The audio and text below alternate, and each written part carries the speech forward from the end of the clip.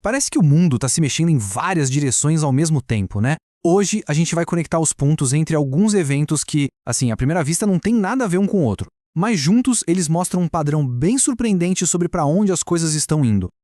E nossa análise começa com o que foi um verdadeiro terremoto político na maior cidade dos Estados Unidos. Um evento que é um sinal claro de que as coisas estabelecidas, o tal do status quo, estão sendo desafiadas de frente.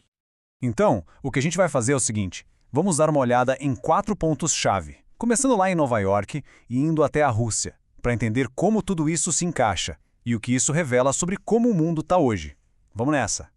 Nosso primeiro fio dessa meada toda começa com uma eleição que pegou todo mundo de surpresa. A de Zoran Mandani, um cara de 34 anos em plena Nova York. Olha, a plataforma do Mandani é basicamente um soco no estômago dos pilares da economia americana. Pensa só, congelar aluguéis, criar imposto sobre grandes fortunas, são ideias que batem de frente com o sistema. E isso bem ali, no coração financeiro do país, do lado de Wall Street. E a vitória dele não foi só sobre economia, não. Ele também chegou com uma posição super ousada na política externa, defendendo a prisão de um líder que é um aliado histórico dos Estados Unidos. Isso é especialmente polêmico numa cidade que tem a maior comunidade judaica fora de Israel.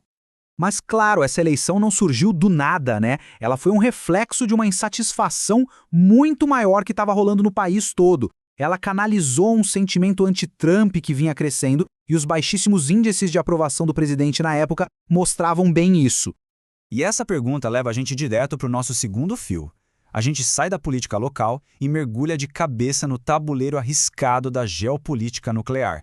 Agora, a gente entra num campo bem mais perigoso, o das tensões nucleares.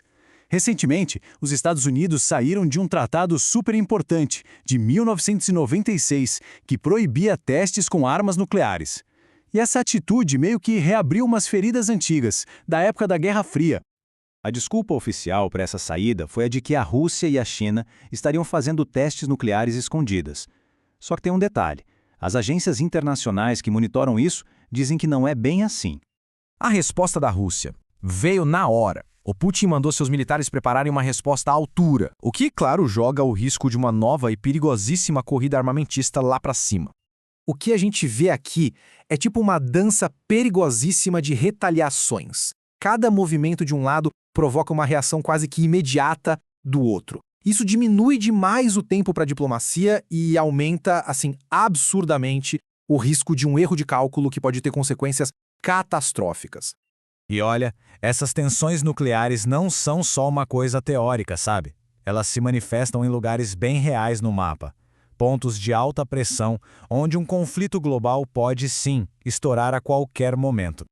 A gente está falando do Ártico, onde o gelo derretendo está abrindo novas rotas de comércio militares, de Kaliningrado, que é um pedacinho militar da Rússia bem no meio do território da OTAN, e, claro, da instabilidade política na Venezuela. O palco está montado.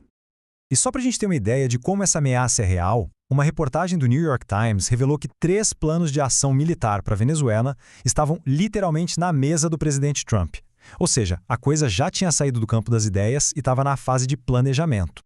Bom, e tudo isso nos traz de volta para o nosso último fio que amarra essas tensões todas de fora com a pressão que a administração americana estava sofrendo dentro de casa.